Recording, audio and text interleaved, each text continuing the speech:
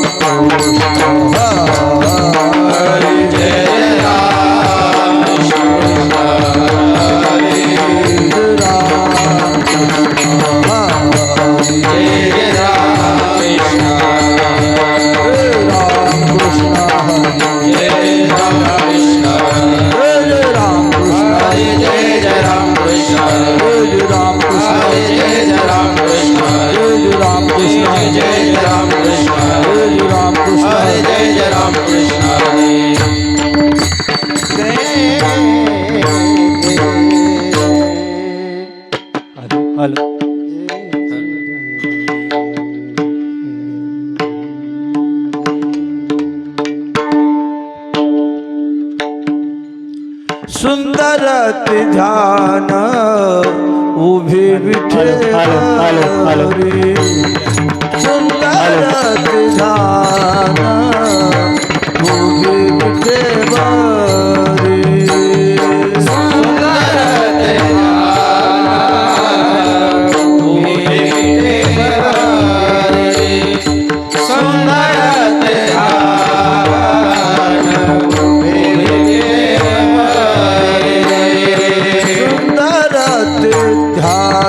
सुंदर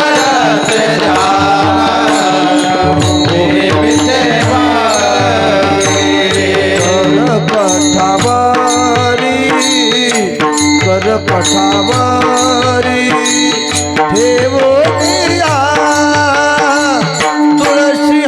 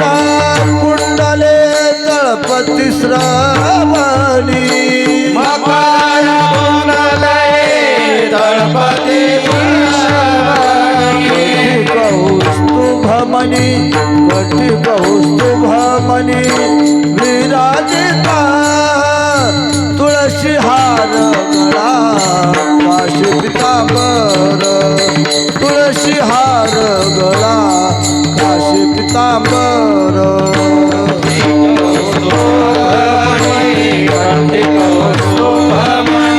तुळशी हार गळा काशी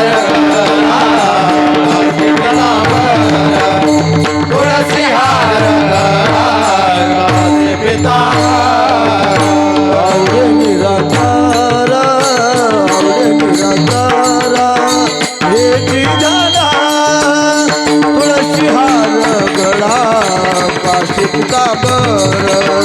तुळशी हार गळा काशी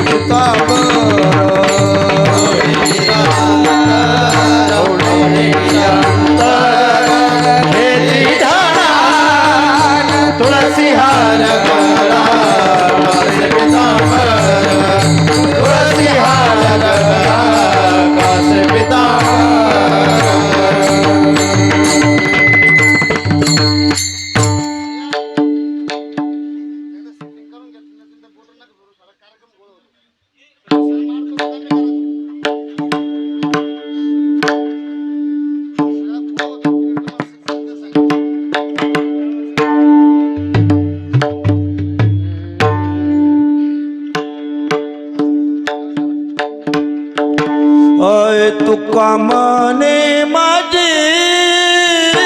हिची सर्व सुख तुका मने माझे हिची सर्व सुख तुका मने माझे हिची सर्व सुख माझे तुका मने माझे तुका मने माझे हिची सर्व सुख तुका मने माझे हिची सर्व सुख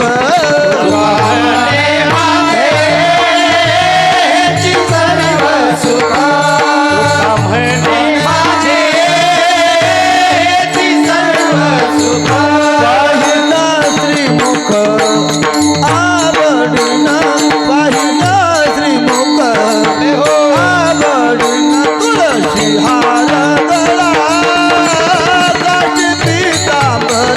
तुळशी हार गळा काशी पितांबर मुख आवडीने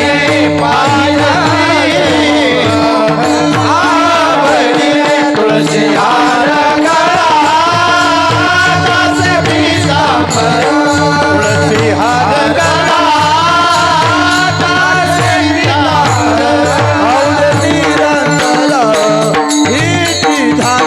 आवडली हिची धान तुळशी हार गळा काशी पितांबर तुळशी हार गळा काशी पितांबर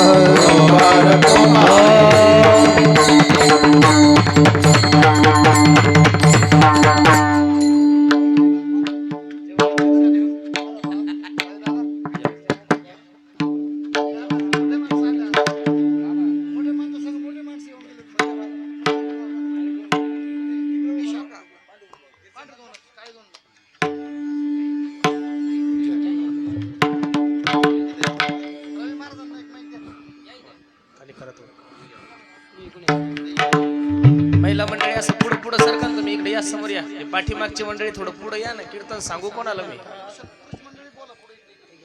यानी तर आहे ना समोर कूलर आहे, सगळी व्यवस्था आहे. पुढे या थोडं, माग नका बसतो असं, पुढे या. महिला मंडळी या पुढे या.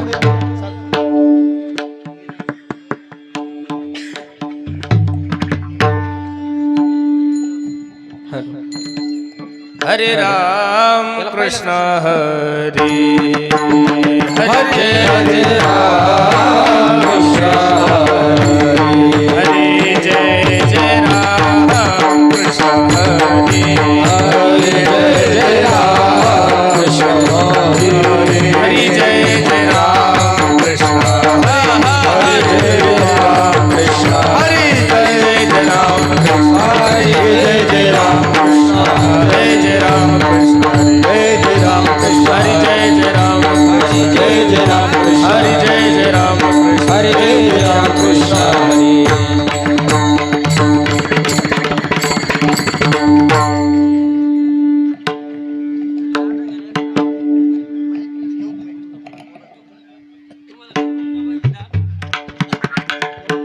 Hello hello hello. रूप पाहता लोचनी सुख झाले ओ साजने तोहा विठ्ठल बरवा तोहा माधव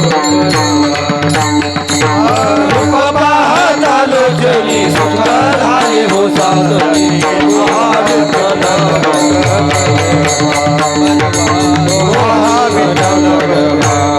तोहा विठ्ठल बरवा तोहा माधव बरवा तोहा विठ्ठल बरवा तोहा विठ्ठल तोहा विठ्ठल बरवा माधव बरवा तोहा विठ्ठल बरवा तोहा विठ्ठल गौत सुकृताची जोडी म्हणून विठ्ठले आवडी तोहा विठ्ठल बरवा तोहा माधव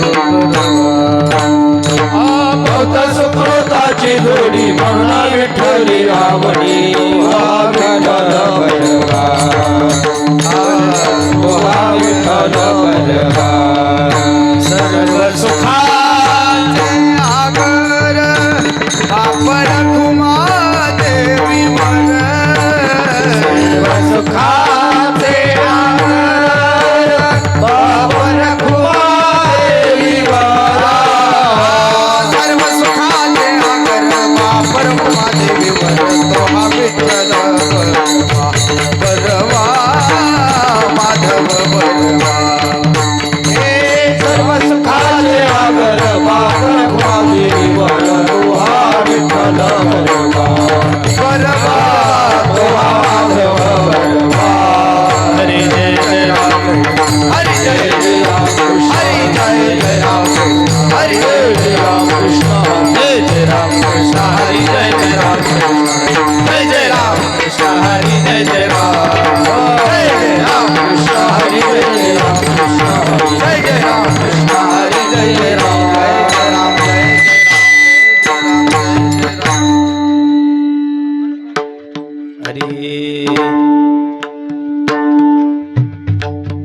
इहलोकीचा देह देव इच्छिता ते पाहे देव इच्छिता ते पाहे देव इच्छिता ते पाहे इहलोकीचा देह देव इच्छिता ते पाहे देव इच्छिता ते पाहे देव इच्छिता ते पाहे धन्य आम्ही जन्मालो आम्ही जन्मालो धन्य आम्ही जन्मालो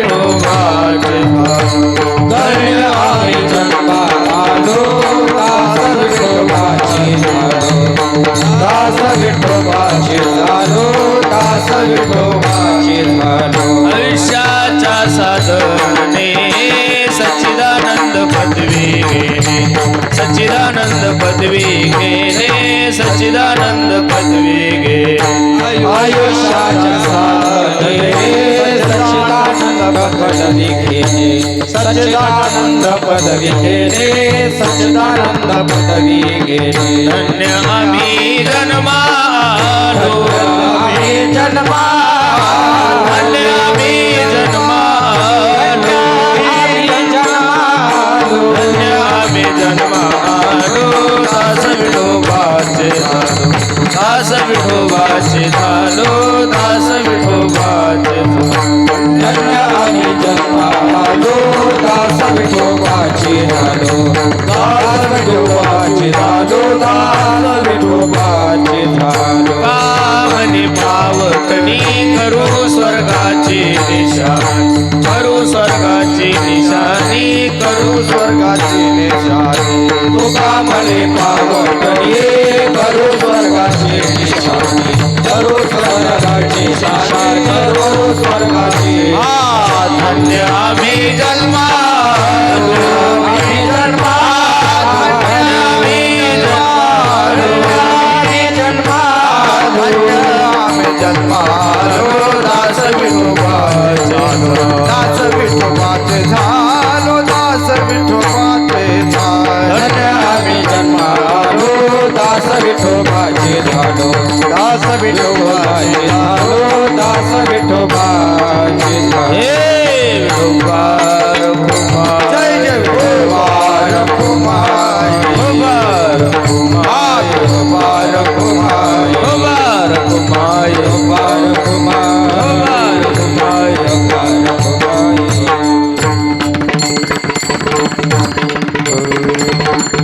गायनाचार्य हरिभक्तीपरायण बाबासाहेब महाराज सातपुते त्यांना साथ करते हरिभक्तीपरायण बाबूराव महाराज महबूब खेडा जाधव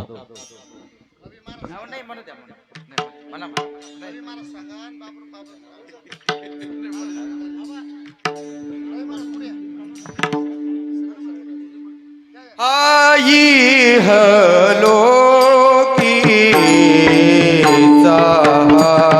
देह ये हलो कीचा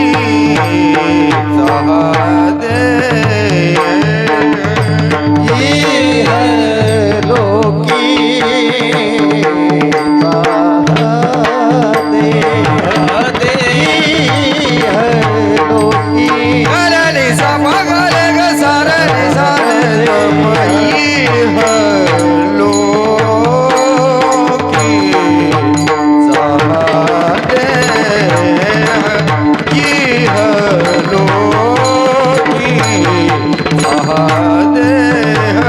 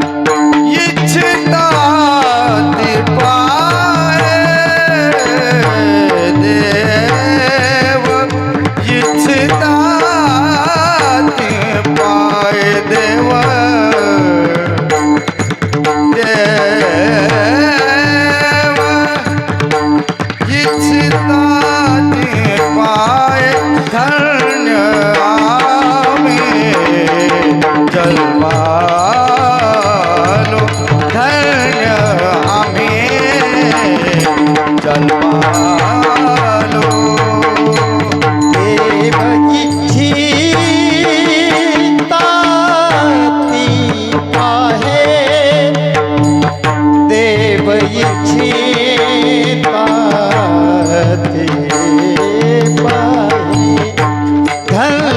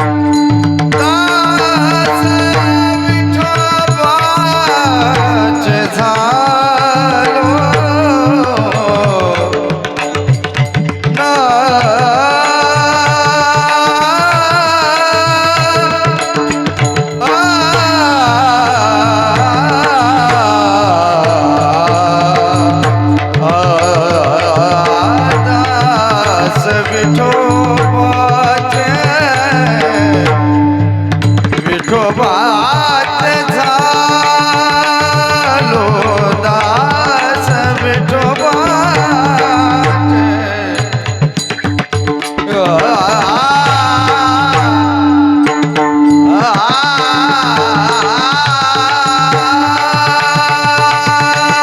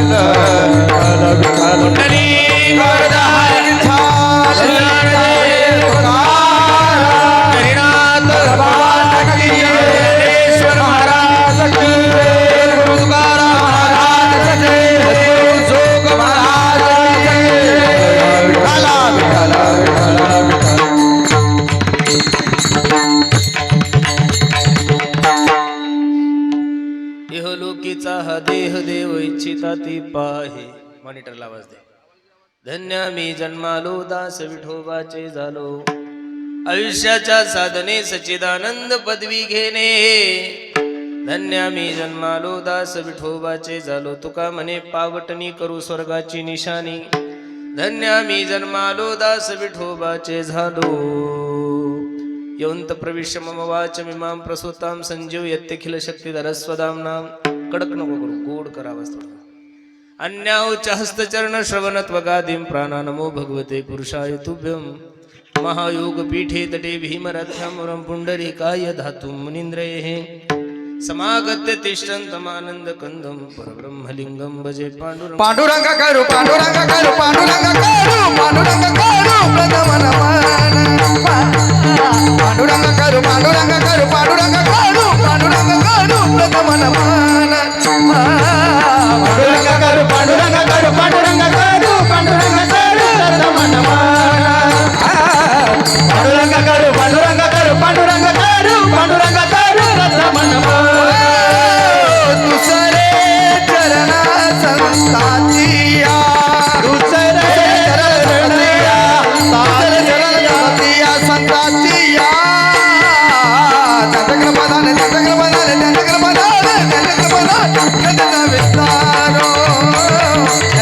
कृपादाने त्यांच्या कृपादाने त्यांच्या कृपादाने त्यांच्या कृपादाने कधीचा विसारो दुसरे चरणा सदाजिया दुसरे चरण सदाजिया दुसरे चरण सदाजिया संताजिया त्यांच्या कृपादाने त्यांच्या कृपादाने त्यांच्या कृपादाने त्यांच्या कृपादाने कधीचा विसारो त्यांच्या कृपादाने त्यांच्या कृपादाने त्यांच्या कृपादाने त्यांच्या कृपादाने कधीचा विसारो कधीचा विसारो कधीचा विसारो त्यांच्या कृपादाने कथेचा विस्तारो बाबाजी सद्गुरुदास तुका ओम नमो ज्ञानेश्वरा करुणा करा दयाळा तुमचा अनुग्रह लादलो पावन झालो चराचरी संपाद्य ज्ञानंच विदाय भक्ती विलोकितो येन समाधी राजा वैराग्यवंतम सुविचारयुक्तम नमामि जोगम शिरसा कुरुंतम काही माझी वाणी मानिल संतासी रंजऊ चित्तासे आपुलिया इहलोकीचा हा देह देव इच्छिता ती पाहे धन्य मी जन्मा आलो दास विठोबाचे झालो.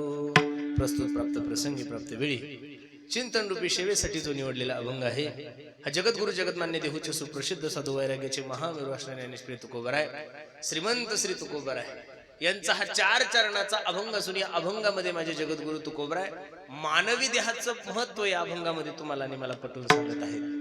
अभंगावर काही चिंतन करण्यापूर्वी अभंगाचा प्रतिपाद्य विषय तुम्हा सर्व जाणकार मंडळी समोर ठेवण्यापूर्वी थोडासा परिहार द्यायचा तो असा भव्य दिव्य स्वरूपाचा हा एक दिवशी कीर्तन महोत्सव काय कारणानं आहे ट्रबल कमी कर फक्त काय कारणानं आहे काय निमित्तानं आहे तुम्हाला सर्व मंडळीला ज्ञात जरी असलं तरी सांगण्यासाठी तुम्हाला खूप दुरून बोलवलंय.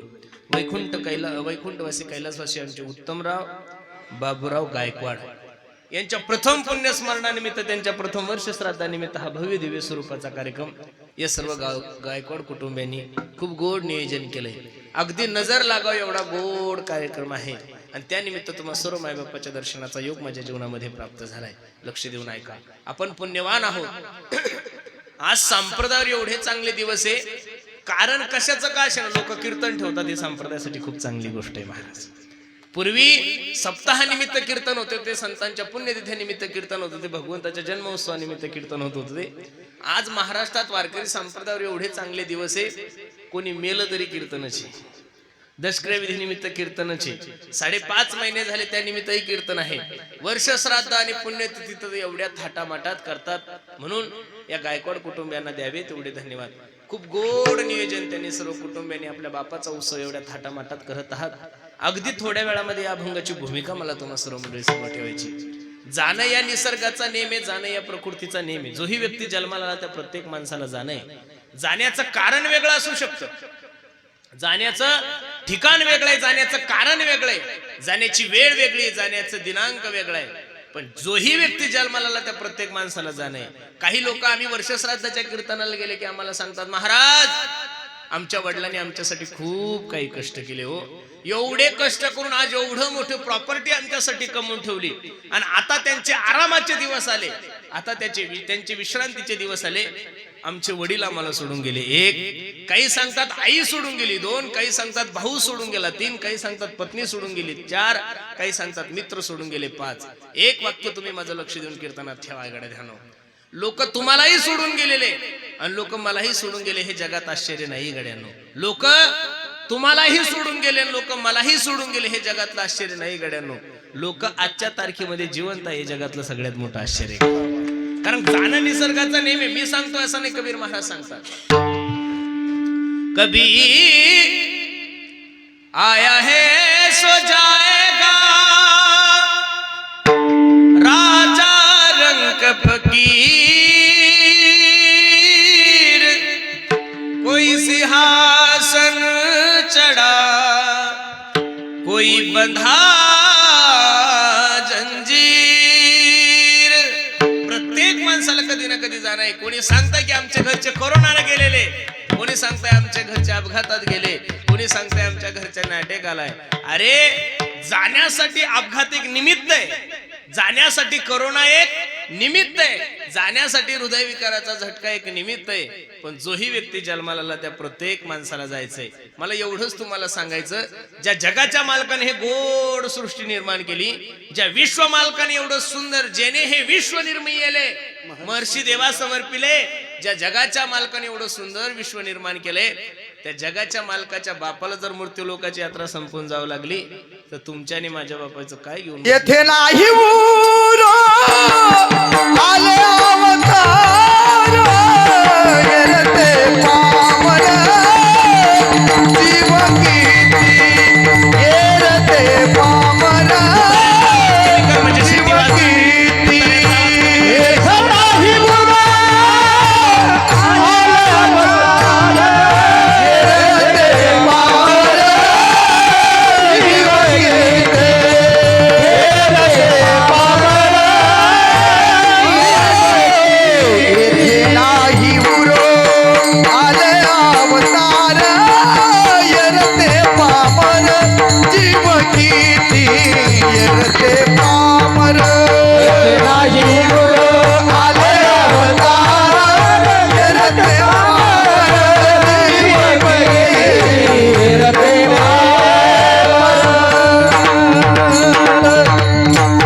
येत नाही उरू आले अवतार एरते पामर जीव किती.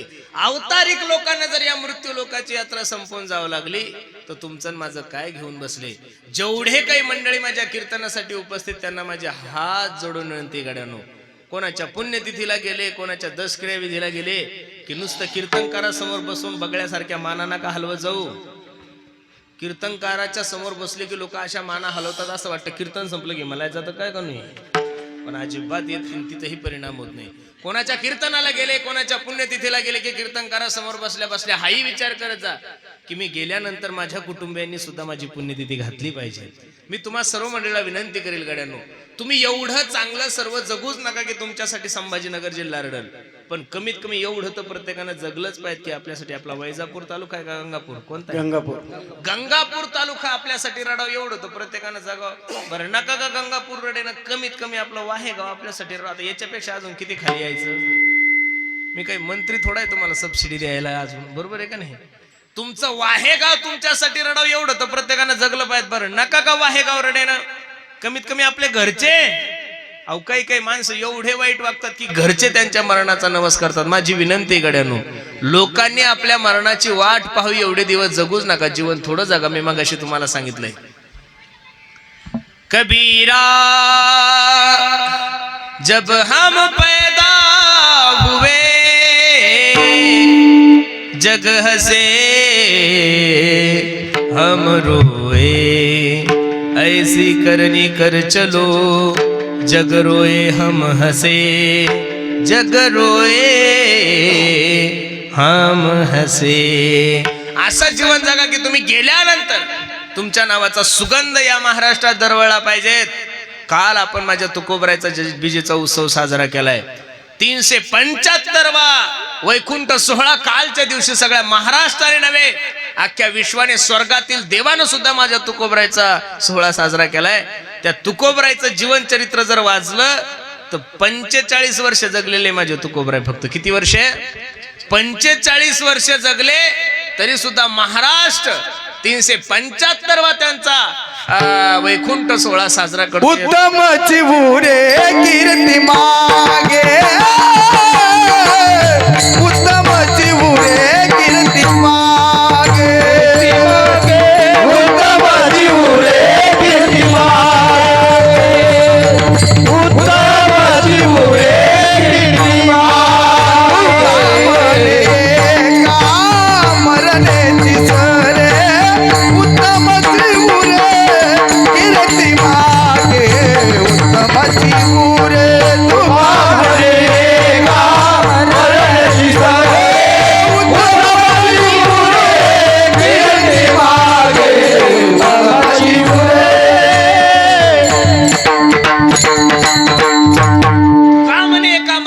तुम्हारे तुमची उत्तम कीर्ती बंद करून ठेवा थोडे मोबाईल. उत्तम चिवरे कीर्ती मागे, तुमची उत्तम कीर्ती या जगामध्ये शिल्लक राहावं यासाठी प्रत्येकानं जाण्याची तयारी करा. महाराज, माणूस किती चांगला होता, मनुष्य किती परमार्थिक होता, मनुष्य किती चांगला राजकारणी होता, हे या महाराष्ट्राला कळण्यासाठी त्या माणसाला मरावं लागतं महाराज. काय करावं लागतं? अंत्ययात्रेमध्ये लोक चर्चा करतात, ओ दादा किती गोड माणूस होता हो, याच्यासारखा चांगला माणूस आमच्या वायगाव मध्ये नव्हता महाराज. परमार्थाला सहकार्य करायचा, गोरगरिबाच्या अडचणीमध्ये हा व्यक्ती उभा राहायचा, एवढा चांगला माणूस देव कसा बरं घेऊन गेला. अशी जर कोणी कोणाच्या अंत्ययात्रेमध्ये चर्चा करत असेल तर प्रत्येकानं समजून चाला तो देव माणूस आहे. पण काही लोक मेले की लोक चर्चा करतात, महाराज बरं झालं हो आमच्या वायगावची घाण गेली, असंही बोलतात बरं महाराज लोक. यांनी एकही सप्ताह चांगला होऊ दिला नाही, यांनी एक सुद्धा ग्रामपंचायत बिनविरोध होऊ दिली. तसं आपण म्हणतो की कुत्रा आडवं आहे, मांजर आडवी आहे, गाय आडवी आहे. दिसायला जरी आडवे असले, माणूस दिसायला जरी सरळ असला तरी माणसासारखा आडवा माणूस जगात दुसरा कोणीच नाही महाराज. 100 मांजरी आडव्या जाऊ द्या, तुमचं काम होईल, पण गावातला माणूस जर आडवा गेला तर सप्ताह होत नाही, एवढी ताकद आहे माणसामध्ये. म्हणून सर्वांना माझी विनंती आहे, जीवन जगत असताना जीवन चांगलं जगा. आपण गेल्यानंतर उत्तम चिवरे कीर्ती मागे, उत्तम कीर्ती जर या जगामध्ये शिल्लक राहा वाटत असेल तर आजपासून प्रत्येकानं आपल्या जाण्याची तयारी करा. खूप गोड अभंग मी तुम्हा सर्व मायबापांच्या सेवेसाठी घेतलाय. अभंग सोडवायचा मला किती गोड आहे पहा ना. या अभंगामध्ये माझे जगद्गुरु तुकोबराय या मानवी देहाचं महत्व तुम्हाला आणि मला पटवून सांगत आहेत. काही गोष्टी माणसाला प्राप्त आहे पण तिच्याविषयी महत्व कळत नाही. एक लक्ष देऊन ऐका. काही लोकांना नरदे मिळाला नाही, कळाला नाही, एक. काहींना कळाला मिळाला नाही, 2. आणि काहींना मिळाला पण कळाला नाही, 3. एवढं सुंदर नियोजन या गायकवाड कुटुंबियांनी केलं. सुंदर व्यवस्था आहे महाराज, बसणाऱ्यांना सुद्धा एकदम चांगली व्यवस्था आहे. तुम्हा येणाऱ्या लोकांना ऊन लागू नये म्हणून प्रत्येकाला कूलर दिलेलं आहे महाराज, बरोबर आहे का नाही? मग एवढं गोड नियोजन या कुटुंबियांनी केलंय. लक्ष देऊन कीर्तन ऐका. मग एवढं सुंदर नियोजन केलं. मग आपल्या गावच्या काही 10-12 म्हशींनी गायींनी विचार केला का चला पुरुषोत्तम महाराजाचं कीर्तन आहे, आमच्या उत्तमराव यांची पुण्यतिथी, आपण जाऊ कीर्तनाला. चुकून जर एखादं कुत्र कीर्तनात येऊन बसलं, बसत नाही कुत्र पण आलं, लोक त्याला दगड मारतात, काढून देतात. मला एवढंच तुम्हाला सांगायचं, माणसं आहे तोपर्यंत कीर्तन ऐकून घ्या. कुत्रे झाल्यावर लोक मंडपात येऊ देत. मी बोलत नाही तुकोबरायचं प्रमाणे.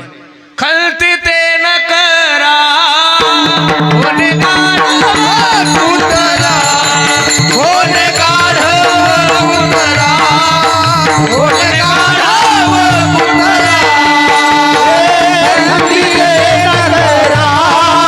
होने काढ उतरा, होने काढ उतरा, होने काढ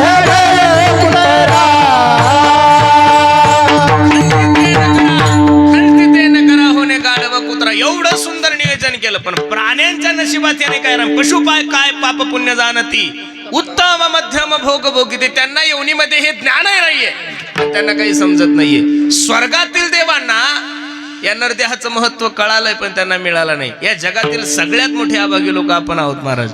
एवढा गोड नरदे तुम्हाला मिळाला, मी सांगतोय असं नाही. आउट हात का मानव देह भगवान ने तुझको दिया, खाया पिया सुख से सोया, नाहक जमाना खोया, खाया पिया सुख से सोया, अरे नाहक जमाना खोया हो. ऐका ना, एवढा सुंदर नरदे तुम्हाला मिळाला. मी बोलतोय असं नाही, प्रमाण घ्या. दिले इंद्रिय हात पाय कान डोळे मुख बोला या वचन, जेणे तू जोडसे नारायण नासे जीवपण भवरोग. एवढा अनमोल किमतीचा नरदे तुम्हाला आणि मला सापडलाय. पण जी गोष्ट माणसाला प्राप्त असते तिच्याविषयी महत्व नाहीये.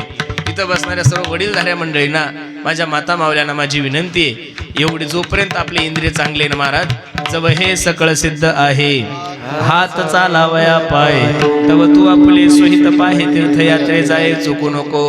हाताचं भूषण काय आहे? हस्तस्य भूषणम दानम. जोपर्यंत हात चांगले तोपर्यंत दान देऊन घ्या. या कंठाचं सुद्धा शास्त्राने भूषण सांगितलं. जोपर्यंत कंठ चांगला आहे तोपर्यंत भगवंताचं चिंतन करा. हे पाय जोपर्यंत तोपर्यंत पंढरपूरची वारी करून घ्या. डोळे जोपर्यंत तोपर्यंत भगवंताचं मुख पाहून घ्या. कान जोपर्यंत चांगले तोपर्यंत तुम्ही ऐका रे कान, माझ्या विठोबाचे डोळे तुम्ही घ्या रे सुख. प्रत्येक इंद्रियाद्वारे देवाचं चिंतन करा. अरे एवढा सुंदर नरदे, याचं महत्व कळत नाहीये. इथं बसणारी मंडळी, कधीतरी घाटी दवाखान्यात जा एकदा. एखादा मनुष्य जर जळलेला असेल त्या माणसाकडे जाऊन पहा. ज्याला किडनीचा त्रास आहे, ज्याच्या किडन्या फेल आहे, अशा माणसाकडे जाऊन पहा. पॅरेलेसचा ज्याला झटका आलेला आहे, ज्याच्या अंगावरून वारं गेलंय, अशा माणसाकडे जाऊन पहा. अपघातामध्ये एखाद्याचा हात गेलाय, एखाद्याचा पाय गेलाय अशा माणसाजवळ 2 मिनिटं जाऊन बसा. एवढा सुंदर नरदे तुम्हाला मिळालाय. ज्याला हात नाही, ज्याला पाय नाही, ज्यांना पॅरेलिसचा झटका आलाय, ज्यांना बोलता येत नाही, अशा माणसाला जाऊन विचारा या नरदेहाची काय किंमत आहे. म्हणून सर्वांना माझी विनंती आहे, तोपर्यंत देवाचं चिंतन करा. पण तुमचं आणि माझं असं झालं, जी गोष्ट प्राप्त आहे तिच्याविषयी महत्व कळत नाही. त्याचं कारण काय आहे? तुमच्या आणि माझ्या अंतकरणातलं अज्ञान. तो या झाला फाटा मालिकेचा, तो या झाला फाटा मालिकेचा, तो या झाला फाटा मालिकेचा, तो या झाला फाटा मालिकेचा. देवीला देह भजना कोमटा, देवीला देह भजना कोमटा, तो या झाला फाटा मालिकेचा, तो या झाला फाटा मालिकेचा. देवी तो या देह भजना कोमटा,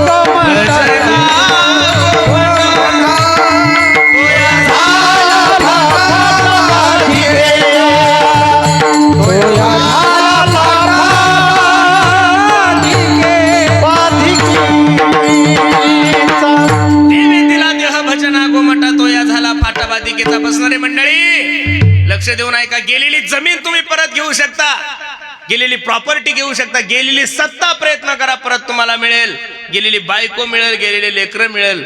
पण जीवनामध्ये एक गोष्ट कधीच परत मिळत नाही. Life is not once more, life is not once more. किती पैसे खर्च केले म्हणजे आयुष्य भेटल? मला तर देवाचे उपकार मानायचे की पैशानं माणसं जगत नाही. देवा उपकार केलेले आपल्यावर. पैशानं जर माणसं जगले असते ना, लक्ष द्या माझ्याकडं, पैशानं जर माणसं जगले असते ते मोठे मोठे भुके मेलेच नसते, आपल्यासारखे गरीबच मेले असते. महाराज ह्या पुढाऱ्याला जर न्यायला यम आला असता ना, तर यांनी डायरेक्ट चेक दिला असता. हे भाऊ चेक घेऊन 5 वर्षांनी 5 वर्ष येऊ. तिथं पुढाऱ्याच्या बापाचं चालत नाही, देवाच्या बापात चालत नाही, महाराजाच्या बापाचं अजिबात चालत नाही. आया है सो जाएगा राजा रंक, कोई सिंहासन चढा कोई बंधा, काळाची उडी पडेल जेव्हा, सोडविना तेव्हा माय बाप, सोडविना राजा देशीचा चौधरी, आणि कसोयरी बली बली, सोडविना बंधू पाठीची बहीण, सेजेची कामिनी दूर राहे. तुका म्हणे तुला सोडविना कोणी, एका चक्रपाणी वासोनिया. या जगामध्ये तुम्हाला सोडवण्याची ताकद त्या भगवंताची आहे. म्हणून सर्वांना माझी विनंती आहे, वेळ न वाया लावता करा रे बापांनो साधन हरीचे, झनी करणीचे करू नका. येणे नो हे जन्म यमाची यातना, ऐशी या साधना.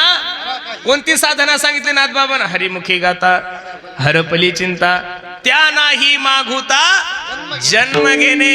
म्हणून एवढा सुंदर नरदे तुमच्या आणि माझ्या जीवनात प्राप्त झालाय ना. माझी विनंती गड्यांना, तुम्हाला वेळ नका वाया घालू.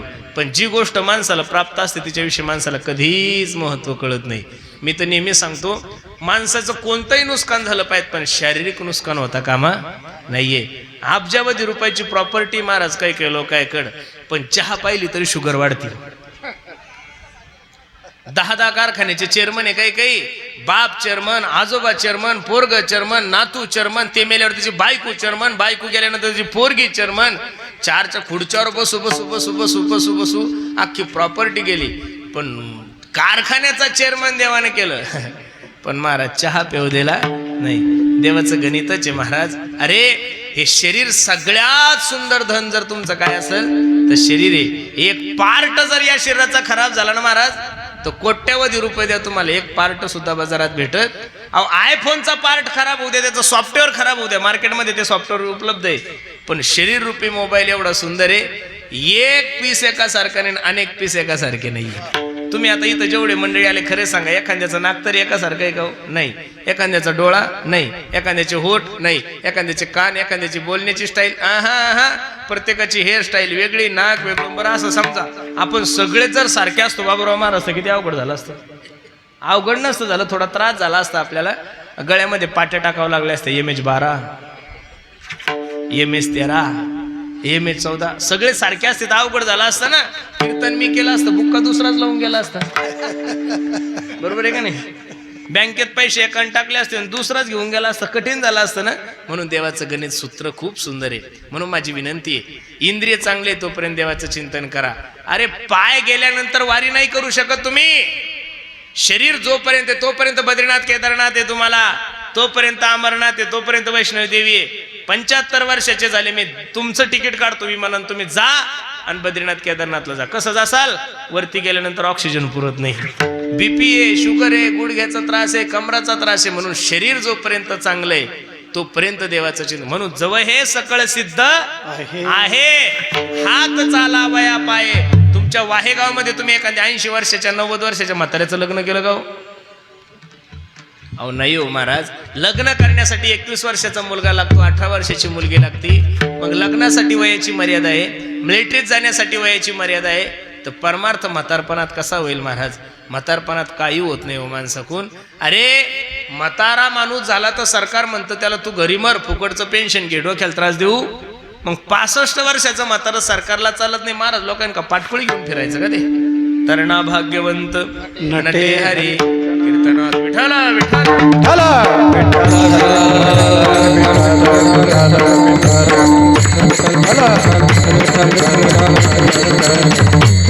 आहे तोपर्यंत देवाचं चिंतन करा. म्हणजे तुम्हाला नरदेव मिळालाय पण कळाला नाही. आणि स्वर्गातील देवांना याचं महत्व कळालंय महाराज. महाराज सांगतात स्वर्गीचे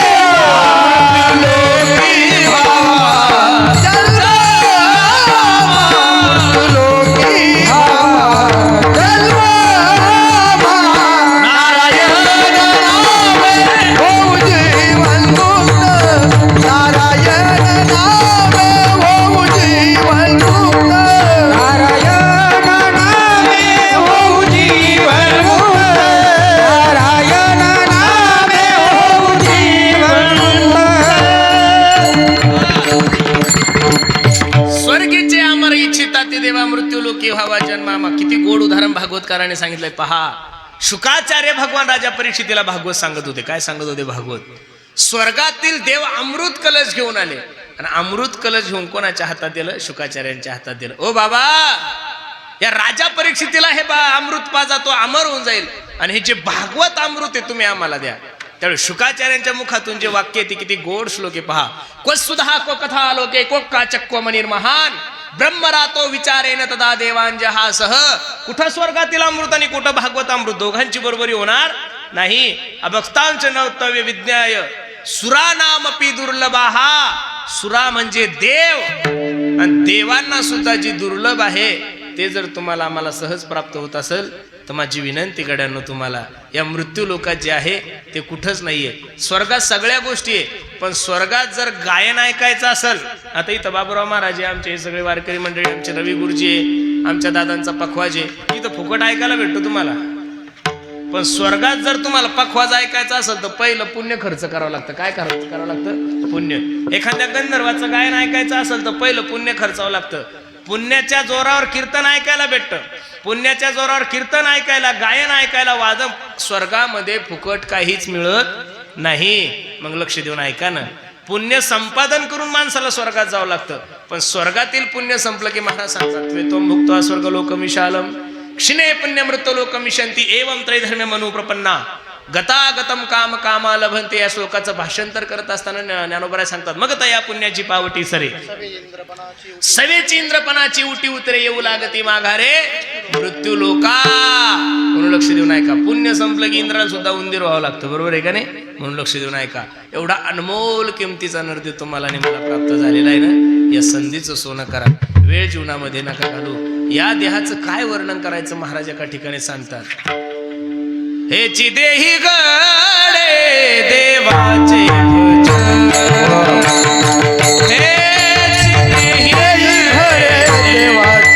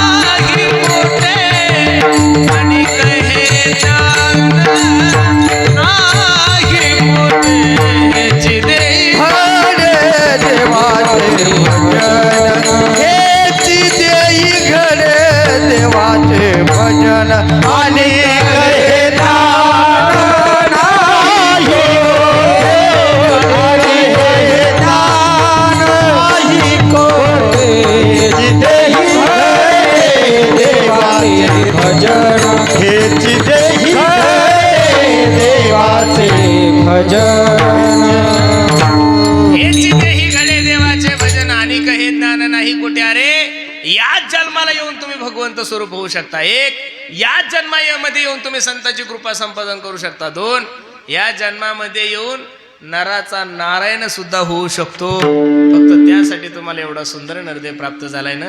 पण खरं सांगू का, जी गोष्ट माणसाला प्राप्त असते तिच्याविषयी माणसाला कधी महत्व कळत नाही. कष्टानं काही गोष्टी प्राप्त झाल्या पाहिजेत महाराज. बापानं कमवून ठेवलेली प्रॉपर्टी पोराला किंमतच कळत नाही महाराज त्याची. बरोबर आहे का नाही?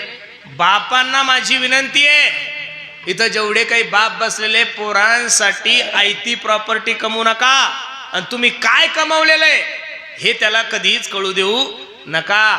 ज्या दिवशी तुमच्या पोराला कळल की मी जगल एवढी प्रॉपर्टी माझ्या बापानं कमवून ठेवली, त्या दिवसापासून तो वाईट मार्गाला लागल्याशिवाय राहणार नाहीये. तुम्ही जसं कष्ट करून एवढं मोठं ऐश्वर उभं केलंय, तसं तुम्ही सुद्धा तुमच्या पोराला कष्ट करायला लावा. कष्टातून जी संपत्ती प्राप्त होती तिची मजा काही वेगळीच आहे. बापाची प्रॉपर्टी खरंच ना म्हणजे आयत्या पिठावर रेगोट्या मारण्यासारखं आहे. बरोबर आहे का नाही? म्हणून कष्ट करा. पोरांसाठी प्रॉपर्ट्या नका कमवू. पोरांना चांगलं घडवा, त्यांना संस्कार द्या. जीवनातला सगळ्यात मोठा दागिना जर काय असेल तर संस्कार आहे महाराज. म्हणून सर्वांना माझी विनंती, एवढा अनमोल किमतीचा नरदेव तुमच्या आणि माझ्या जीवनात प्राप्त झालाय ना, संधीचं सोनं करा.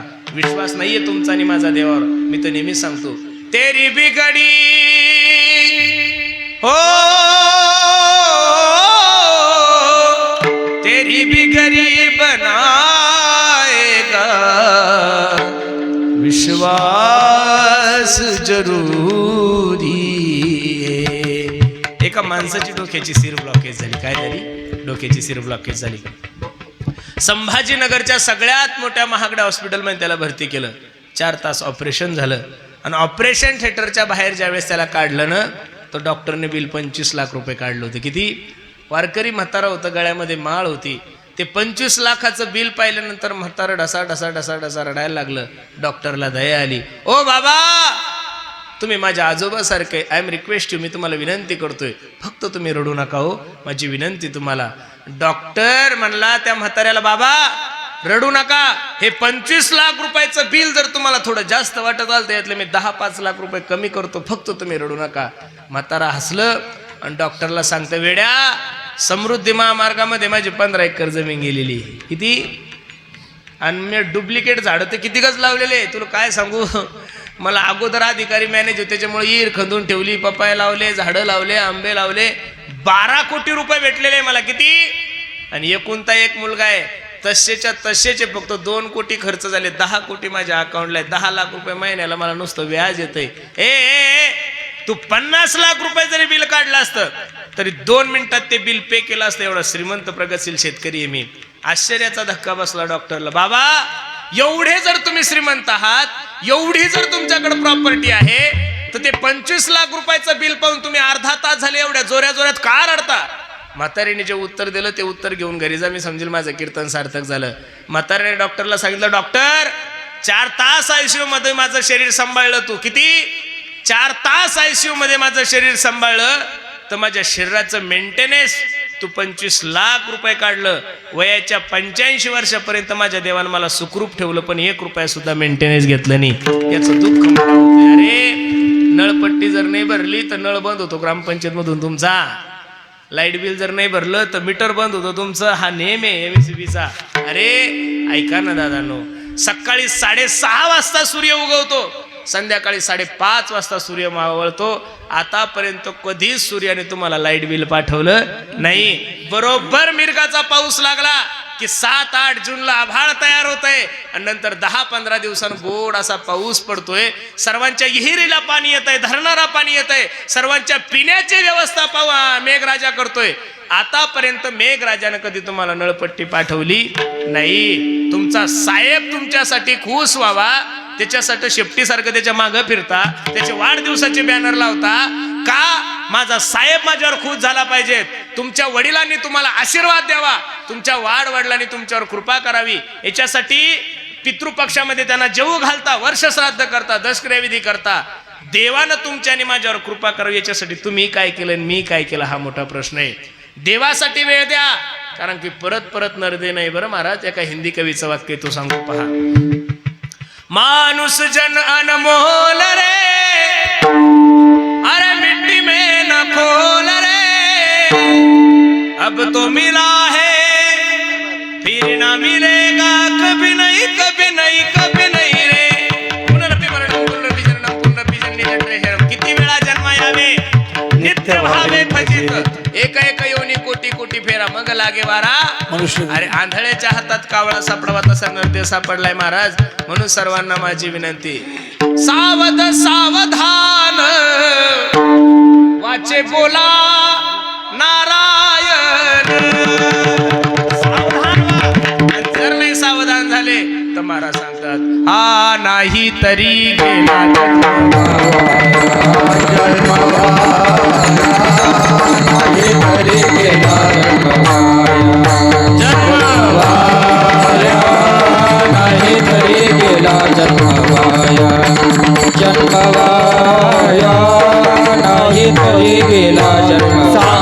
तुम्हासी हजारे विठ्ठला, नाही तरी गेला जन्मवाया, नाही तरी गेला जन्मवाया. सांगतो तुम्हासी हजारे विठ्ठला, नाही तरी गेला जन्मवाया, नाही तरी गेला जन्मवाया. सांगतो तुम्हासी भजारे विठ्ठला, नाही तरी गेला जन्मवया. फक्त माझी विनंती तुम्हाला, नरदे चांगला आहे तोपर्यंत देवाचं चिंतन करा. अरे या नरद्यामधून एका जरी इंद्रियानं राजीनामा द्यायला महाराज तर किती अवघड आहे. 10 इंद्रिय तुमचे प्रमुख आहे, त्यामध्ये पंचज्ञान इंद्रिय आणि पंचकर्म इंद्रिय, बरोबर आहे का नाही? डोळ्यानं जर राजीनामा द्याला तर काय करायचं? प्रॉपर्टीचं दिसतच नाही ना. हा, दोन्ही जर किडण्या खराब झाल्या तर काय करायचं? तुम्ही किती जरी प्रॉपर्टी असली तर फायदा येत नाही ना. म्हणून सर्वांना माझी विनंती आहे, इंद्रिय चांगले तोपर्यंत देवाचं चिंतन करा. आणि माझी तरी विनंती आहे, सर्व इंद्रियांनी राजीनामा द्यावा, पण कानपूर लाईन बंद होता कामा नाही. बरं, कानपूर लाईन जर बंद झाली ना महाराज, एवढी परिस्थिती खराब आहे. आपण म्हणू दादा चला ना कीर्तनाला, ते म्हणतात आता जेवण झालं. एवढा फरक आहे बरं, एवढं कठीण आहे. माझे गुरुजी नेहमी विनोदाने एक दृष्टांत सांगतात. एक धनगर समाजाचा माणूस होता. ऐका, खूप गोड विनोद आहे. धनगर समाजाचा माणूस आहे, 300-400 मेंढ्या आहे त्याच्याकडे, आणि मेंढ्या चालण्यासाठी शेतात गेला. ऊन लागायला लागलं म्हणून एका झाडाखाली बसला. भूक लागली, काय करावं कसं करावं. 2-4 मेंढ्याचं दूध काढलं, दूध गरम केलं, साखर टाकली, गुळ टाकला, निवांत झोपला. खावा एवढीच गाढ झोप आली. सायंकाळचे 8 वाजले तरी उठायला तयार नाही. उठून पाहतो सायंकाळ झाली, भांबवला, काय करावं कसं करावं, जोऱ्या जोऱ्यात रडायला लागला. माझ्या मेंढ्या कुठे गेल्या, माझ्या मेंढ्या कुठे गेल्या? कारण मेंढ्यावरच त्याच्या मुलीचं शिक्षण होतं, मेंढ्यावरच त्याचं घरदार चालत होतं, मेंढ्यावरच त्याचं कुटुंब होतं. यानं विचार केला, रात्रभर फिरलो तरी मेंढ्या सापडणार नाही. सकाळी 6लाच उठलो आणि भेटल त्याला विचारत, ओ दादा, ओ टोपीवाले, हा माझ्या मेंढ्या पाहिल्या का हो? माझं कुटुंब त्या मेंढ्यावरच चालतंय. सगळ्याला विचारायचं, कोणीच सांगितलं. एक मनुष्य सकाळी सकाळी ज्वारी राखत होता. पूर्वी ज्वारी राखायला पाखरं हाणायला ती गोफण राहायची. गोफण कळते ना तुम्हाला? अशी गोफण फिरवली की पाखरं उडून जातात. आता त्याने विचारलं, का माझ्या मेंढ्या बघितल्या का? आता ते बिचार ज्वारी राखत होते, ते बोललं काही नाही, पण उत्तर दिशेला त्यानं गोफण फिरवली. बरोबर हे उत्तर दिशेला गेलं, मेंढ्या सापडल्या. धनगराची जात इमानदार होती. आल्याबरोबर एक गबूच्या गबू मेंढी होती, एकदम गोरी पान अशी सुंदर की 20,000 रुपये मार्केटमध्ये तिची किंमत. एवढी सुंदर मेंढी. यानं सांगितलंय, बघा 400 मेंढ्या सापडून दिल्या तुम्ही माझ्या, त्याबद्दल ही मेंढी मी तुम्हाला काय देतो, भेट देतोय. आता ज्या ज्वारी राखणाऱ्याला हा बोलत होता, तो ज्वारी राखरा 37% बाहेर होता महाराज. किती? 37%. तो म्हणला, सकाळी 6 वाजेपासून मी माझी ज्वारी राखतोय, मी तुमची मेंढी मोडली. किती मोठा ताण आहे. हा म्हणायचा भेट देतो, तो म्हणायचा मोडली नाही, हा म्हणायचा भेट देतो.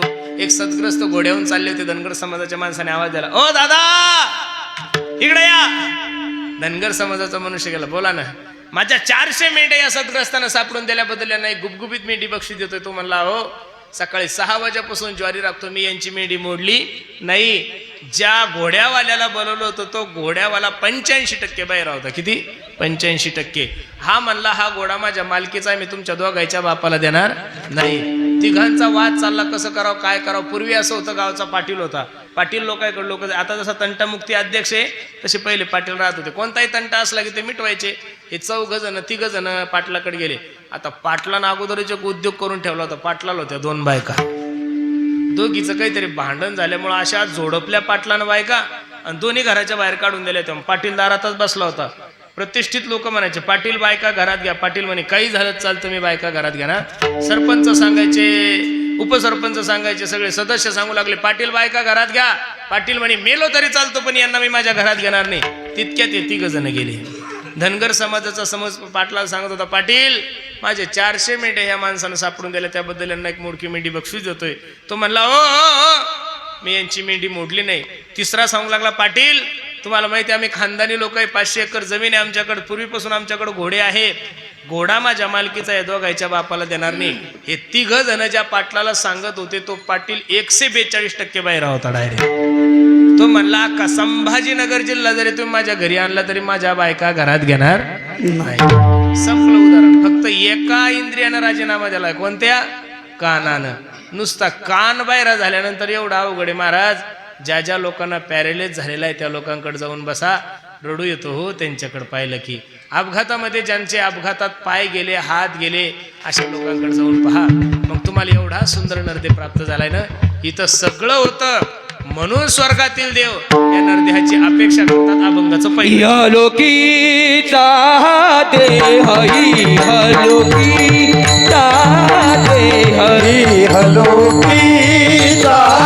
देह इहलोकीचा देह इहलोकी इहलोकी इहलोकीचा देह इहलोकीचा देह इहलोकीचा देह इहलोकीचा देव इच्छी ताती पाहे पाहे पाहे पाहे जन्म आलो धन आम्ही जन्म आलो धन आम्ही पाहे वैची ताती पाहे पाहे पाहे पाहे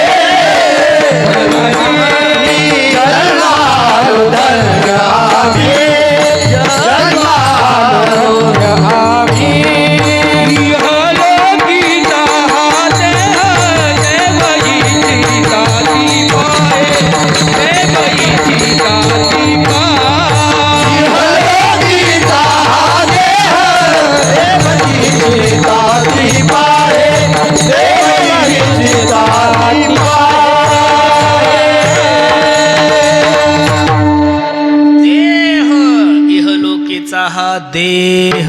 देह म्हणजे शरीर. देव इच्छिताती पाय.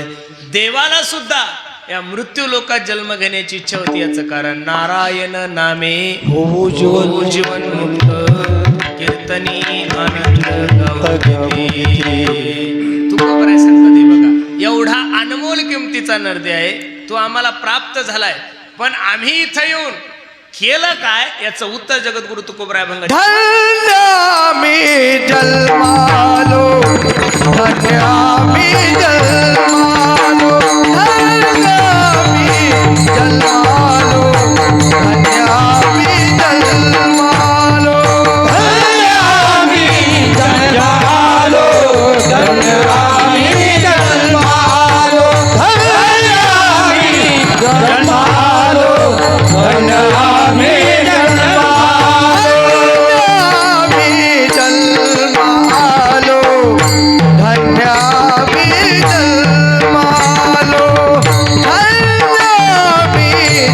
धन्य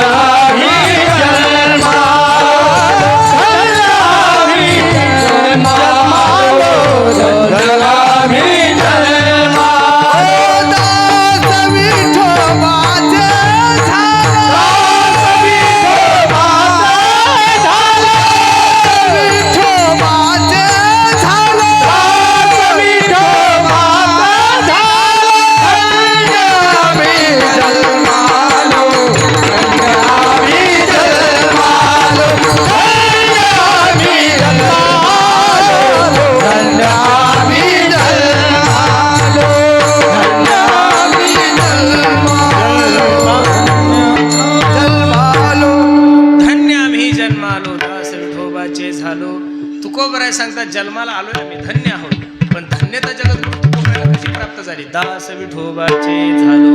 मानवी देहाला जन्माला आल्यानंतर माणसाने एक तर साधूचं दास व्हावं, नाही तर देवाचं दास व्हावं. आपला असं झालंय, आपण संसाराचे दास झालो.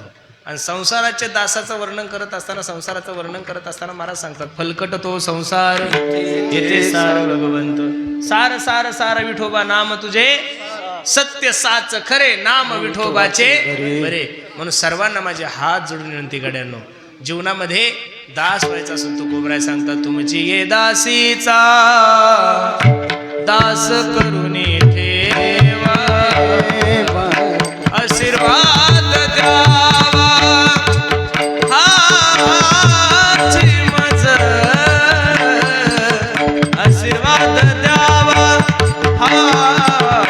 हाची मज. नवविधा काय बोलिले नवविधा बोलिले भक्ती. तुमची ये दासीचा दास करून ठेवा, आशीर्वाद द्यावा हाची मज. म्हणून जीवनामध्ये दास होत असताना देवाचं व्हा. अजिबात जीवन वाया नका घालू. काय चाललंय काही कळत नाही, सगळ्यांची धावपळ तीच चालू आहे.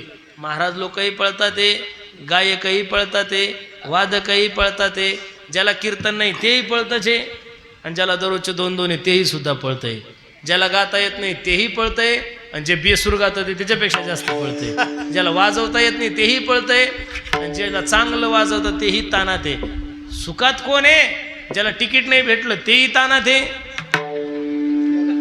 आणि ज्याला तिकीट भेटलं ते तर त्याच्यापेक्षा तानात आहे. नेमकं होईल कसं काही सांगता येत नाहीये. आपण भाग्यवान मंडळी गड्या. तुम्ही जेवढे काही मंडळी इथं जर एखाद्या वयस्कर माणसाला विचारलं ना, बाबा चष्मेवाले बाबा वय किती तुमचं? 75 वर्षाचं वय त्यांचं. पहा, त्यांना जर आपण विचारलं बाबा तुम्ही काय पाहिलं हो तुमच्या काळामध्ये, बाबाच्या मुखातून एकच शब्द येईल, महाराज आम्ही 72चा दुष्काळ पाहिला. काय पाहिला? 72चा दुष्काळ.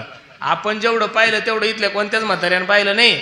आपण कोरोना पाहिला, डेल्टा पाहिला, म्युकोरमायक्रोसिस पाहिला, चिकनगुनिया पाहिला, अजून डेंगू पाहिला, 370 कलम रद्द होताना सुद्धा आपण आपल्या डोळ्यासमोर पाहिली. राम मंदिराचा निकाल सुद्धा आपण आपल्या डोळ्यासमोर पाहिला. राम मंदिराचा भूमिपूजन सोहळा सुद्धा आपण पाहिला. राम मंदिराचा मूर्ती प्राण प्रतिष्ठा सोहळा सुद्धा आपण पाहिला. अख्खा महाराष्ट्र झोपलेला असताना सकाळचा 4:30चा शपथविधी पाहिला. पुढाऱ्यांची पक्षाविषयी असणारी निष्ठा सुद्धा आपण पाहिली. अजून काय पाहायचं राहिलं? ताण नका घेऊ. लोकसभा हो द्या, अजून तुम्हाला काय काय पाहायचं तुम्ही फक्त ध्यान ठेवा आणि छातीवर दगड ठेवा. तुम्ही म्हणसाले असं कसं झालं? आता काही होऊ शकतं, आता काही होऊ शकतं. म्हणून माझी विनंती आहे तुम्हाला, ते जर काही करू शकतात तर आपण सुद्धा काहीही केलं पाहिजेत. मी दुबईला कीर्तन उत्सवाला गेलो होतो महाराज, राम मंदिराच्या लोकार्पण सोहळ्यानिमित्त. दुबईला कीर्तन संपल्यानंतर एक शिंदे म्हणून आपल्या मंडळी होते. मला वाटलं आपल्या गंगापूर तालुक्यातले सुद्धा आपल्या आमदार महोदयांचा पुतण्या का कोणतरी जवाई तिथं आहे, वैजापूरचं, बरोबर आहे का नाही? आम्ही त्या शिंदेंकडे बसल्यानंतर त्या शिंदेंनी आम्हाला सांगितलं, म्हणे महाराज इथं कांदा 400 का 300 रुपये किलो आहे. किती किलो आहे? 300 रुपये किलो. मग लक्ष देऊन ऐका, 300 रुपये जर लोकल बाजारची किंमत असेल तर ते देश, ते मार्केट कमीत कमी त्यांच्याकडून 150 रुपयानं कांदा घेत असेल का नाही हो? 150 रुपये किलोनं धरा. मग 150 रुपये किलोनं जर तो देश कांदा घेत असेल आपल्या भारत सरकारकडून, तर भारत सरकारने आपल्या शेतकऱ्याकडून कमीत कमी, सांगतो तुम्हाला, कमीत कमी 20 रुपये किलो घ्यावं का नाही हो? किती घेतलाच पाहिजे? 20 रुपये किलो घेतला पाहिजेत का? मग 20 रुपये जर किलो घेतला तरी त्यांना ते 80 आणि वरचे 50 किती झाले? 130 रुपये नफा एका किलोवर भेटला का नाही? पण त्या लोकांनी मला सांगितलं, म्हणे महाराज तुमच्या सरकारला शेतकऱ्यांना मोठंच होऊ द्यायचं नाही, त्याच्यामुळं ते तुमचा कधीच फायदा करणार नाहीये. 1947 पासून तर 2023 पर्यंत 24 पर्यंत या देशातलं कोणतंच सरकार शेतकऱ्याचं झालं नाही. लक्ष देऊन ऐका, देशाचे पंतप्रधान जरी मोठ्या भाषणात सांगत असल देश महासत्ता करायचा आहे, देश महासत्ता करायचा, काय डोंबल्याचा देश महासत्ता होणार आहे? पुढाऱ्या ऐकून देश महासत्ता होणार आहे का? उद्योगपती ऐकून होणार आहे का? हिरो लोक ऐकून होणार आहे का? क्रिकेटर लोक ऐकून होणार आहे? इथं बसणारे सर्व शेतकरी, मी सुद्धा एका शेतकऱ्याचा पोरगा आहे. देश जर महासत्ता तुम्हाला करायचा असेल तर भ्रष्टाचारी पुढारी ऐकून देश महासत्ता होणार नाही, तर क्रिकेटर लोक ऐकून देश महासत्ता होणार नाही, उद्योगपती ऐकून, बिल्डर कोण, कॉन्ट्रॅक्टर कोण देश महासत्ता होणार नाही. ज्या दिवशी या भारतातला प्रत्येक शेतकरी सदन होईल त्या दिवशी माझा भारत देश महासत्ता झाल्याशिवाय राहणार. ज्या दिवशी शेतकरी सदन होईल, ज्या दिवशी शेतकरी आनंदात राहील, त्या दिवशी हा देशाला महासत्ताची गरजच काय महाराज? सगळ्या जगात श्रीमंत देश जर कोणाचा असेल तर आपला भारत देश आहे महाराज. कोणता आहे? अरे जेव्हा दुबईला गेलो तिथं पाणीच पडत नाही महाराज. आता पाणीच नाही तर जमीनच कुठे आहे हो? काहीच नाही. तरी सुद्धा जगामध्ये त्या देशाचा 1 नंबर पर्यटन स्थळ म्हणून लागतोय. आपण एवढे डेव्हलप असून, एवढं सगळं असून आपले लोक का पुढं जात नाही? याचं कारण आपले धोरणं चुकीचे. आपल्या लोकांचं फक्त ठरलेलं आहे मोठ्याने मोठंच राहायचं आणि गरिबानं गरीबच राहायचं. आता या निवडणुकीच्या काळात पहा ना, या हरामखोरांनी याचं तिकीट याच्या बायकोला, याच्या भावाला, अरे आम्ही किती दिवस झेंडे घ्यायचे ना, आलाय का हो? कधी एखादं तिकीट आम्हालाही देऊन पहा ना, तुमची ताकद आमच्या मागं खर्च करा ना. ही पद्धत चुकीची आहे, हे पद्धतच चुकीची आहे. मी तुम्हाला खरं सांगू, लोक म्हणतात कसं होणार? काहीच होणार नाही. ते श्रीमंतच राहणार आणि आपण गरीब राहणार. मराठी आरक्षणाचा एवढा मुद्दा या देशात गाजला, एका तरी पुढाऱ्याच्या पोरावर केस झाली का? मला तुम्ही दाखवा एखादं पुढाऱ्याचं पोरग. सगळे पुढाऱ्याचे पोरं विदेशात शिकायला आहे, टायर जाळायला तुम्ही, आणि पोलिसाचे डुंगणावर चपके खायला आपले पोरं. द्या सोडून. अजून ऐका, देशात जेवढे काही मिलिटरी मॅन आहे त्यातला एकही मिलिटरी मॅन आमदाराचं पोरग नाही, खासदाराचं पोरग नाही, मंत्र्याचं पोरग नाही, डॉक्टरचं पोरग नाही, वकिलाचं पोरग नाही, उद्योगपत्याचं पोरग नाहीये. जेवढे काही या देशाची सेवा करणारे मिलिटरी मॅन आहे तेवढे फक्त आणि फक्त माझ्या गोरगरिबाची मुलं आहे. याचाही कधीतरी आपण अभ्यास केला पाहिजेत महाराज. ह्याच्या काही गोष्टी आहे या चुकीच्याच आहे. असं आता फक्त आपण जगायचं म्हणून जगायचं, आपण डेव्हलप व्हायचे स्वप्न पाहायचे नाही. कोरोना आला तरी आपणच मरणार आहे आणि काही जरी आलं तरी आपणच मरणार आहे. मी काय सांगत होतो तुम्हाला, जीवनामध्ये दास होत असताना संसाराचे दास नका होऊ. एक तर दास देवाचं व्हा, नाही तर दास संताचं व्हा. आणि त्यांच्यावर जबाबदारी टाकली की तुका म्हणे भार घातली यावरी होईल कैवारी नारायण. मग त्यांच्यावर जबाबदारी पडल्यानंतर तुकोबराय सांगतात मागे पुढे उभा राहे समर्थ मागे पुढे उभा राहे समर्थ मागे पुढे उभा राहे समर्थ मागे पुढे उभा राहे आलिया गाद निवराया आलिया गाद निवराया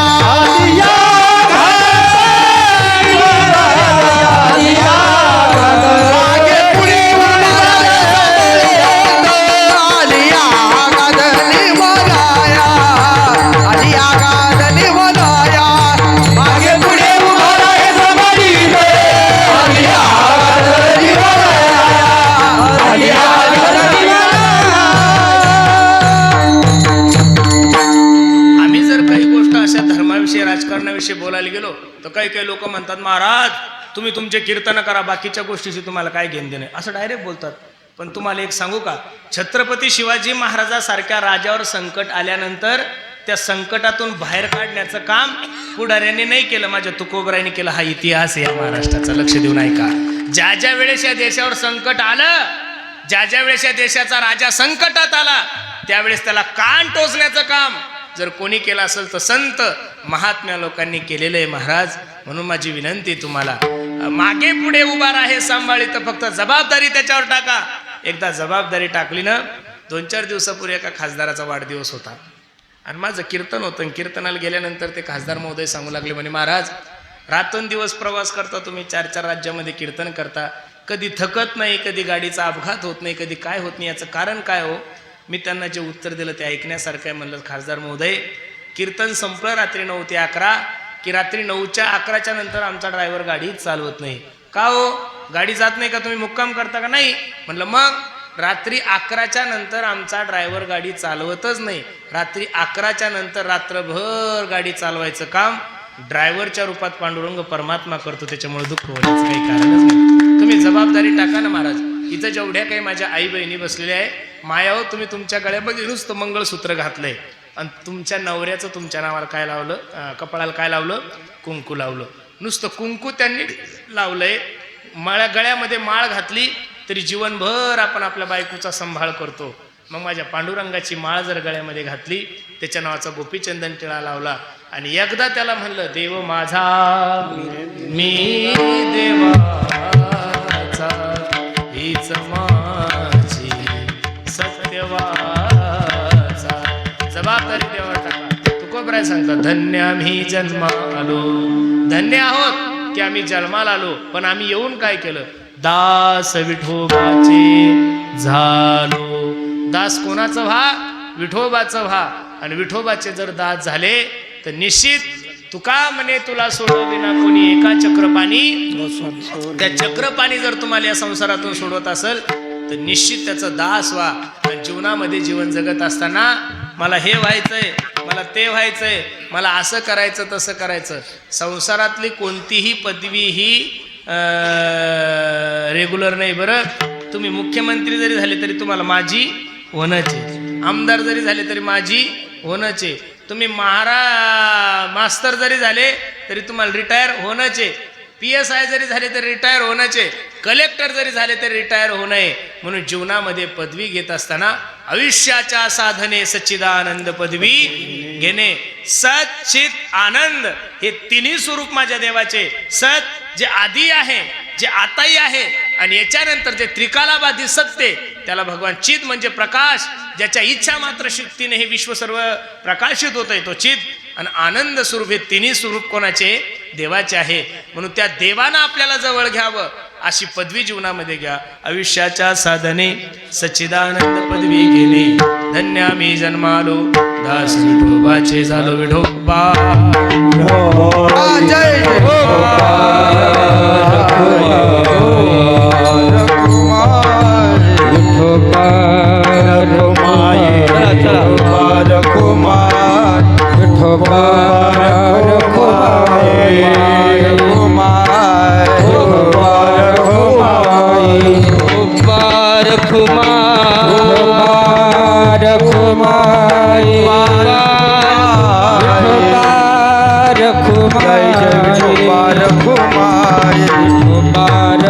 जय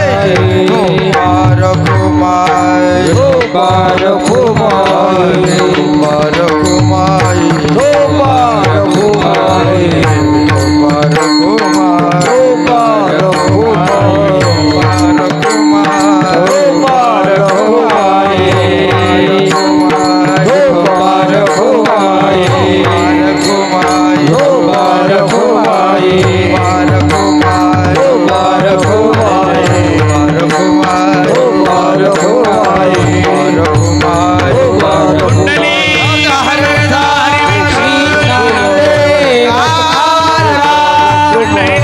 भगवान की जय माऊली ज्ञानेश्वर महाराज जगद्गुरु तुकाराम महाराज की जय महाराज की जय मुबारक हो माई मुबारक हो माई मुबारक मुबारक हो माई माई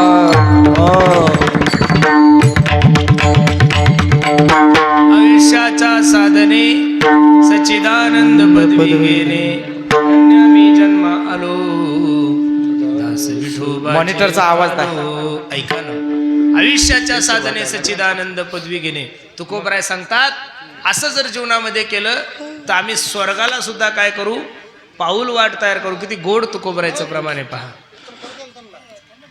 हा तुका मने पावटणी तुका मने पावटणी तुका म्हणे पावटणे तुका मने पावटणी तुका मने पावटणी तुका मने तुका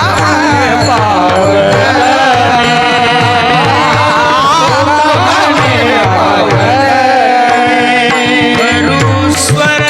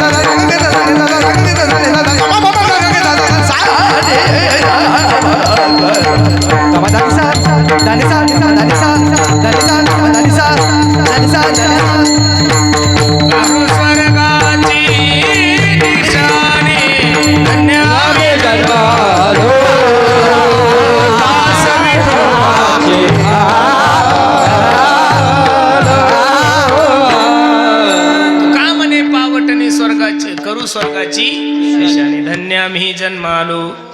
ते तुतारे कमी कर, मॉनिटरला आवाज दे. धन्य आम्ही जन्मालो, दास विठोबाचे झालो. अभंगाची सरळ भूमिका मी तुम्हा सर्व मंडळी समोर ठेवली. ज्यांच्या प्रथम पुण्यस्मरणानिमित्त हा भव्य दिव्य स्वरूपाचा कार्यक्रम आहे. आमचे उत्तमराव बाबूराव गायकवाड यांच्या प्रथम पुण्यतिथीनिमित्त, वर्षश्राद्धानिमित्त त्यांच्या सर्व गायकवाड कुटुंबियांनी खूप गोड नियोजन केलं. मला वाटतं आमच्या उत्तमरावांना 3 मुलं आहे. आमचे प्रदीप दादा आहेत, आमचे संदीप दादा आहेत आणि आमचे जयदीप. तिन्ही ठिकाणी दीप आहे बरं. संदीप, प्रदीप आणि जयदीप. वा वा, तिन्ही भावांनी खूप सुंदर नियोजन केलंय. अगदी पोट भरण्यासाठी आलेलं हे छोटंसं कुटुंब, पण आज एका परिसरातील बागायतदार शेतकरी म्हणून 30 एकर जमीन आहे. म्हणून तुमचे वडील ज्या ठिकाणी असतील ना, आमचे उत्तमराव ज्या ठिकाणून हा कार्यक्रम पाहत असेल, हे कार्यक्रमाचं नियोजन पाहत असेल, त्यांच्याही डोळ्याला धारा लागल्या असेल. तेही विचार करत असेल किती भाग्यवान बाप आहे मी, की मी गेल्यानंतर सुद्धा माझ्या कुटुंबियांनी एवढं सुंदर नियोजन केलं. वास्तविक जाण्याचं वय नव्हतं, पण ज्यांचं वय नाही ते जातात बरं लोक. कोरोनाच्या काळामध्ये प्रामुख्याने एक गोष्ट तुम्हाला पाहायला भेटली. एकही क्षेत्र असं नाही की त्या क्षेत्रातला माणूस गेला नाही. सर्व क्षेत्रातले माणसं गेले. राजकीय क्षेत्रातले, व्यावहारिक क्षेत्रातले, एका कुटुंबातले 4-4 लोक मेले. पण कोरोनाने एक गोष्ट खूप वाईट केली महाराज. तुम्ही म्हणसाल महाराज काय वाईट केलं? जे लोक न्यायला पाहिजे होते ते नाही नेले. कोरोनानं काय वाईट केलं? जे मरायला पाहिजे होते ते नाही मेले. ज्याने अख्खं गाव त्रासलंय, त्यांचा 25 कोर असून सुद्धा त्या नालायकाला रेमडेसिवीरची गरज पडली. आणि ज्यांनी जीवनभर समाजाची सेवा केली, असेल नुसता खोकला आला हो, गेलं की परत आलंच नाही महाराज. चांगले माणसं जर आपल्याला आवडत असेल तर देवाला का आवडू नये? म्हणून त्यांचे आरामाचे दिवस होते. तिन्ही मुलं कष्ट करत होते. पण नियतीचा खेळ आहे, नियतीचा खेळ कोणाला चुकला नाहीये. मला वाटतं 3 मुलं आहे आणि एक मुलगी आहे. मला वाटतं त्या ताईचं नाव अर्चना ताई आहेत, बरोबर आहे का नाही? पण एवढं सुंदर हे कुटुंब आणि त्या कुटुंबाने एवढं गोड नियोजन केलं. खरं सांगू, ज्या दिवशी जीवनातला बाप जाईल ना महाराज, त्या दिवशी निश्चित माणसाच्या जीवनाचा आधार वड जातो. मी खरं सांगू, बाप म्हातारा असू द्या आणि तो तुमचा घरात जरी बसला असेल तर त्या घरात काय असतं?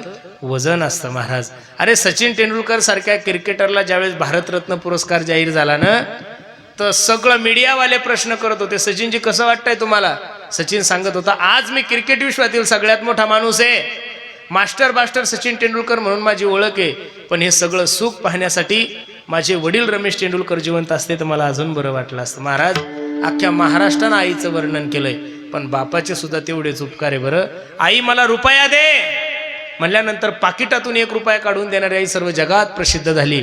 पण तुमच्या आणि माझ्या शाळेची 50-50 फी, 50-50 हजार फी भरणारा बाप तुमच्याही लक्षात आला नाही, माझ्याही लक्षात आला नाही.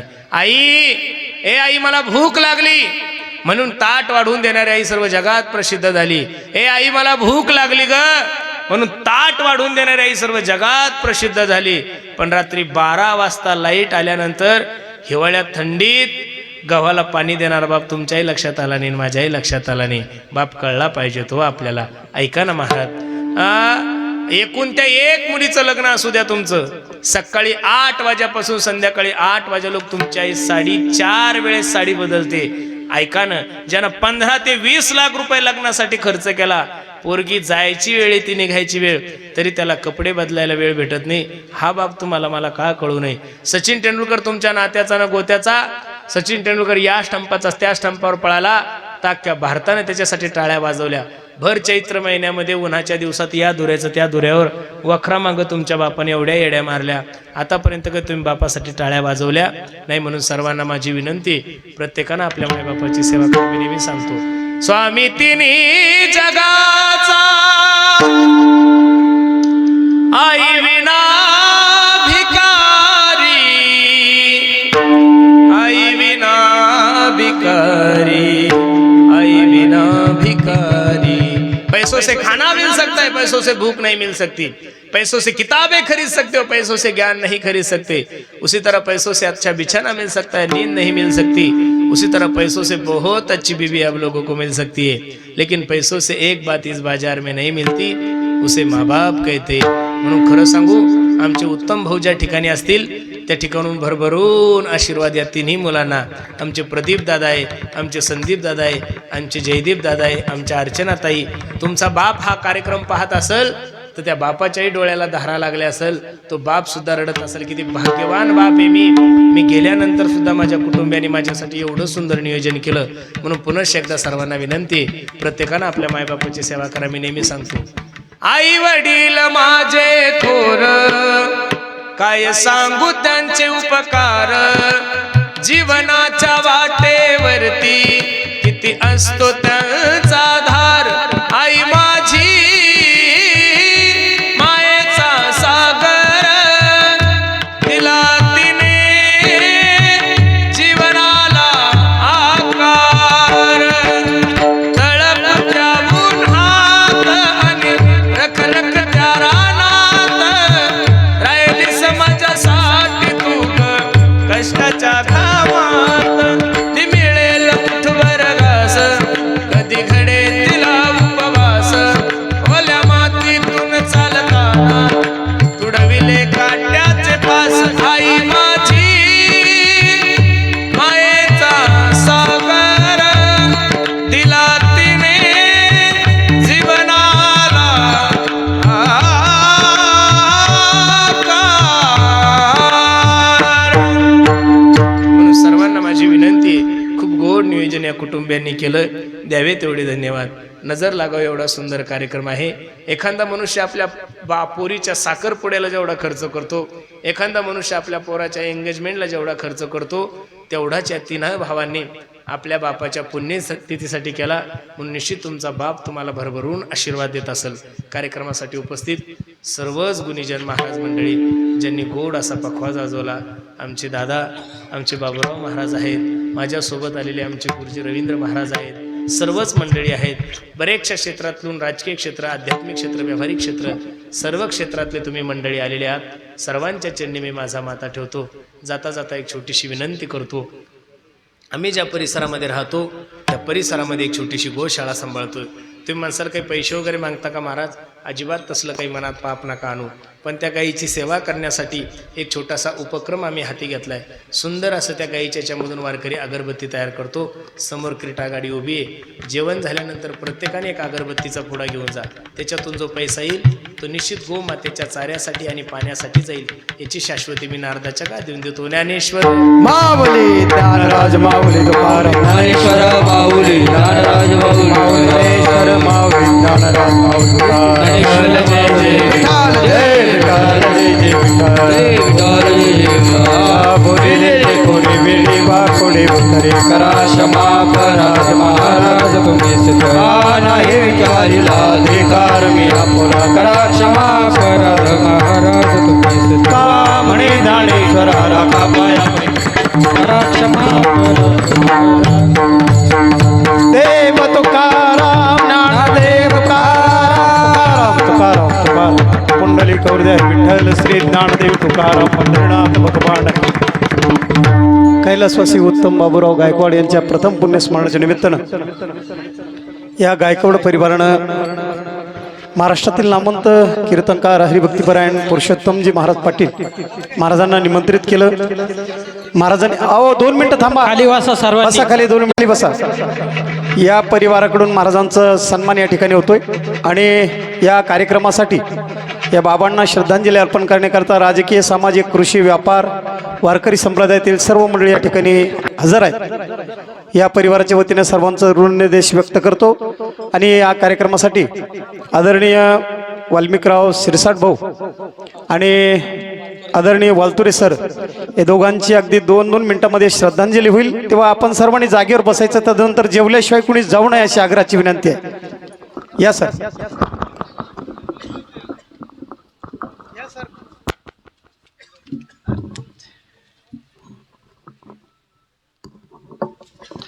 आमचे मित्र प्रदीप भाऊ, संदीप भाऊ, जयदीप भाऊ यांचे वडील वैकुंठवासी उत्तम बाबूराव गायकवाड भाऊ यांच्या आज प्रथम वर्षश्राद्धानिमित्त आयोजित पुरुषोत्तम महाराजांची कीर्तन सेवा या ठिकाणी संपन्न झालेली आहे.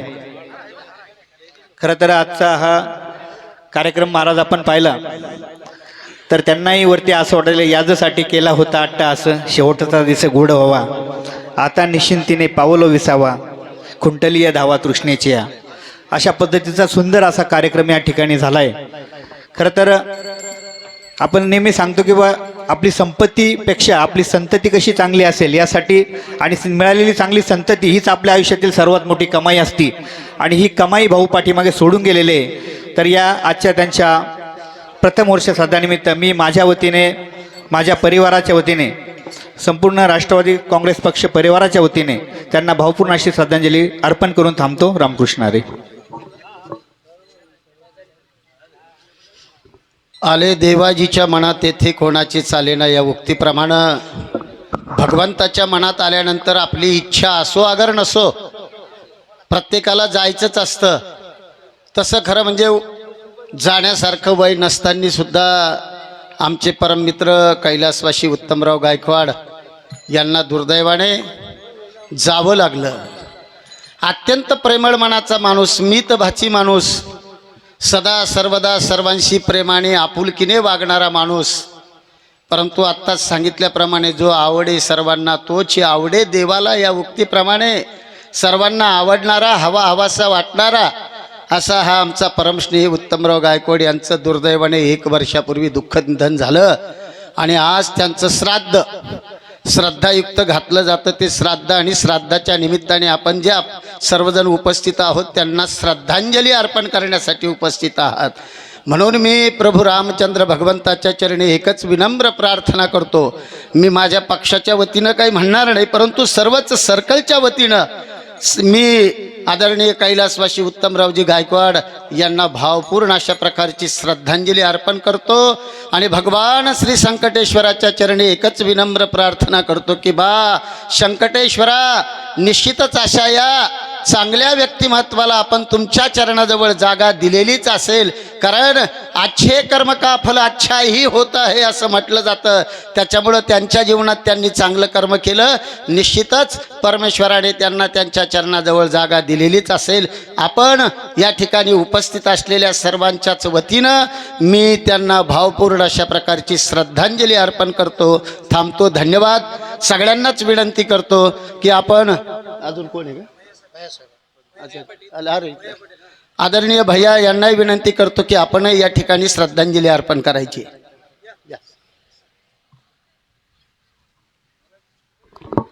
गायकवाड कुटुंबाचा आधारवड स्वर्गीय अण्णा यांना जाऊन आज 1 वर्ष पूर्ण झाला. अण्णांच्या जाण्याने संदीप असल, प्रदीप भाऊ असतील, आमचा जयदीप असल, अर्चनाताई असल, महाराजांनी ज्याप्रमाणे प्रमाण देताना सांगितलं की मनुष्य जन्मामध्ये अण्णांनी ज्या प्रकारे या ठिकाणी काम केलं ती पूर्ण गोष्टी ह्या आयत्या नाही केलं. आज प्रचंड मेहनत करून या ठिकाणी एवढं मोठं वैभव त्यांनी या ठिकाणी त्यांच्याच माध्यमातून या ठिकाणी निर्माण केलं. त्यांच्याच पावलावर पाऊल ठेवून हे तिन्ही जे त्यांचे चिरंजीव आहेत हे अशाच प्रकारे अत्यंत मोलमजुरी करून कुणी शालेय शिक्षणामध्ये आहे, या ठिकाणी व्यवसायात देखील चांगल्या प्रकारचं या ठिकाणी भरभराटी त्यांची आहे. या निमित्त मी माझ्या परिवाराच्या वतीने व माझ्या पक्षाच्या वतीने भावपूर्ण अशा प्रकारची श्रद्धांजली अर्पण करतो व थांबतो. यानंतर श्राद्धाच्या निमित्ताने आपण श्रद्धांजली अर्पण करण्यासाठी उपस्थित आहोत. महाराज सोडून मी सगळ्यांनाच विनंती करतो की आदरणीय उत्तमराव गायकवाड यांना श्रद्धांजली अर्पण करण्यासाठी आपण जागेवर 2 मिनिट उभा राहून त्यांना श्रद्धांजली अर्पण करू. हे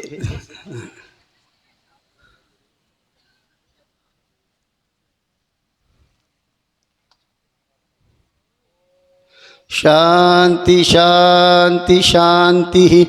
सर्वांना गायकवाड पाटील परिवाराच्या वतीनं, गायकवाड परिवाराच्या वतीनं मी विनम्र विनंती करतो की कृपया कोणीही महाप्रसाद घेतल्याशिवाय जाऊ नका अशी आग्रहाची विनंती.